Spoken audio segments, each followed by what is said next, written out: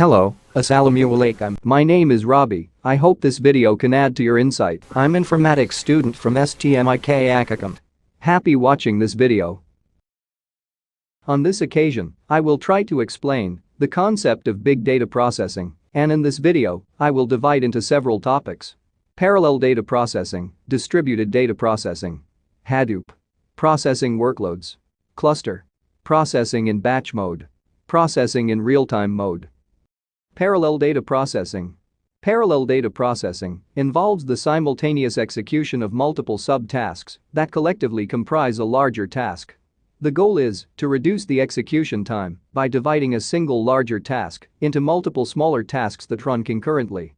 Although parallel data processing can be achieved through multiple networked machines, it is more typically achieved within the confines of a single machine with multiple processors or cores. A task can be divided into 3 subtasks that are executed in parallel on 3 different processors within the same machine. Distributed data processing. Distributed data processing is closely related to parallel data processing in that the same principle of divide and conquer is applied. However, distributed data processing is always achieved through physically separate machines that are networked together as a cluster. A task is divided into 3 subtasks that are then executed on 3 different machines sharing one physical switch. Hadoop. Hadoop is an open-source framework for large-scale data storage and data processing that is compatible with commodity hardware. The Hadoop framework has established itself as a de facto industry platform for contemporary big data solutions. It can be used as an ETL engine or as an analytics engine for processing large amounts of structured and unstructured data. From an analysis perspective, Hadoop implements the MapReduce processing framework. Google does their queries into their mountains of data, or how Facebook is able to quickly deal with such large quantities of information. Well, today we're going into the wild west of data management called big data. Now, while you may or may not have heard of big data and other terms like Hadoop or MapReduce, you can be sure that they will be a regular part of your conversations in the coming months and years. This is because 90% of the world's data was generated in just the last 2 years. Yeah, you heard that right. All the data in the world was mostly generated in the last 2 years, and this accelerated trend is going to continue. All this new data is coming from smartphones, social networks, trading platforms, machines, and other sources. Since a lot of this data is already available, the question is whether you're going to use it or not. In the past, when larger and larger quantities of data needed to be interrogated, businesses would simply write larger and larger checks to their database vendors of choice. However, in the early 2000s, companies like Google were running into a wall. Their vast quantities of data were simply too large to pump through a single database bottleneck, and they simply could not write a large enough check to process the data. To address this, the Google Labs team developed an algorithm that allowed for their large data calculations to be chopped up into smaller chunks and mapped to many computers. Then, when the calculations were done, be brought back together to produce the resulting data set.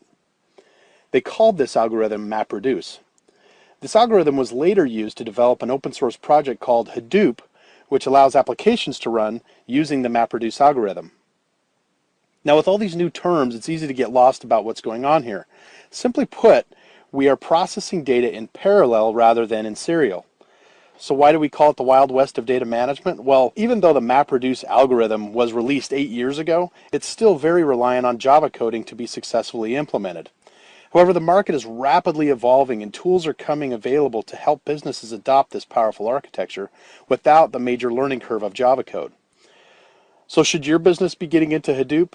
There are really 2 ingredients that are driving organizations into investigating Hadoop. One is a lot of data, generally larger than 10 terabytes. The other is high calculation complexity, like statistical simulations. Any combination of these 2 ingredients with the need to get results faster and cheaper will drive your return on investment. Over the long run, Hadoop will be part of our day-to-day information architecture. We will start to see Hadoop playing a central role in statistical analysis, ETL processing, and business intelligence. Intricity can help ensure your organization isn't missing out on any critical opportunities to leverage this architecture today. Intricity's early partnerships in the Hadoop space have molded our capacity to help our customers navigate this new frontier. I recommend you reach out to Intricity and talk with one of our specialists. We can help you evaluate the opportunities and architect a solution for your big data requirement. Processing workloads. A processing workload in big data is defined as the amount and nature of data that is processed within a certain amount of time. Workloads are usually divided into two types: batch and transactional. 1. Batch. Batch processing, also known as offline processing, involves processing data in batches and usually imposes delays, which in turn results in high latency responses. Batch workloads typically involve large quantities of data with sequential read-writes and comprise of groups of read or write queries. Queries can be complex and involve multiple joins. All-up systems commonly process workloads in batches. Strategic buy and analytics are batch-oriented as they are highly read-intensive tasks involving large volumes of data. In this pictures, a batch workload comprises grouped read-writes that have a large data footprint and may contain complex joins and provide high latency responses. A batch workload can include grouped read-writes to insert, select, update and delete. 2. Transactional. Transactional processing is also known as online processing. Transactional workload processing follows an approach whereby data is processed interactively without delay, resulting in low latency responses. Transaction workloads involve small amounts of data with random reads and writes. Transactional workloads comprise random reads-writes that involve fewer joins than business intelligence and reporting workloads. Given their online nature and operational significance to the enterprise, they require low latency responses with a smaller data footprint. Transactional workloads have few joins and lower latency responses than batch workloads. Cluster. In the same manner that clusters provide necessary support to create horizontally scalable storage solutions, clusters also provides the mechanism to enable distributed data processing with linear scalability. Since clusters are highly scalable, they provide an ideal environment for big data processing as large datasets can be divided into smaller datasets and then processed in parallel in a distributed manner. When leveraging a cluster, big data datasets can either be processed in batch mode or real-time mode. Ideally, a cluster will be comprised of low-cost commodity nodes that collectively provide increased processing capacity. Processing in batch mode. In batch mode, data is processed offline in batches, and the response time could vary from minutes to hours. As well, data must be persisted to the disk before it can be processed. Batch mode generally involves processing a range of large datasets, either on their own or joined together, essentially addressing the volume and variety characteristics of big data datasets. The majority of big data processing occurs in batch mode. It is relatively simple, easy to set up and low in cost compared to real-time mode. Strategic buy, predictive and prescriptive analytics and ETL operations are commonly batch-oriented. Processing in real-time mode. Real-time data processing is the execution of data in a short time period, providing near instantaneous output. The processing is done as the data is inputted, so it needs a continuous stream of input data in order to provide a continuous output.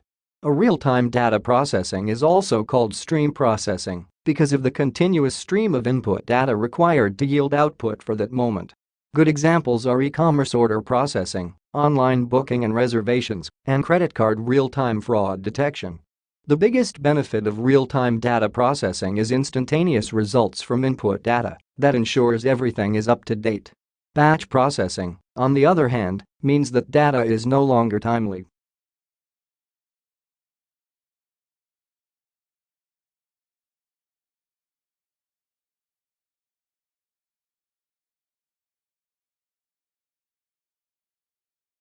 What can happen in 6 minutes? A lot if you're only getting snapshots of information. Your lunch could disappear in a split second. Taking the perfect selfie could cost you. Or you could easily miss danger lurking in your water. Problems can occur in a matter of seconds. Imagine what can happen in 6 minutes. At-line batch TOC measurement can only provide snapshots of your water quality every 6 minutes or more. But a lot can happen in 6 minutes. With true continuous TOC analysis, you have real-time data to tell you exactly when an excursion starts and ends. This helps demonstrate compliance and gives you complete control of your water system. When processing a sale at your place of business, A transaction goes through a few stages before hitting your bank. In order for a sale to get deposited into your bank account, you need to close the batch on your terminal. The sale will remain in a form of an approved authorization code in your POS terminal until you cash out or settle the batch. Every time you process a credit card sale, a transaction gets assigned to a specific category with a corresponding rate.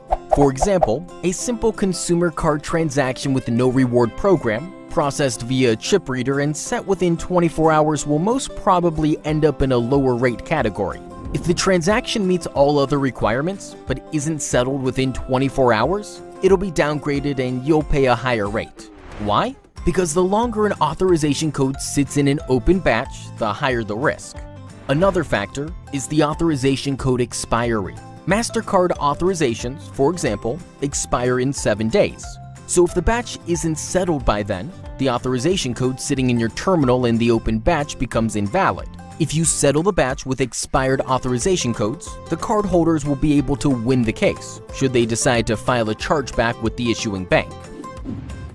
Our terminals have the option to settle the batch automatically.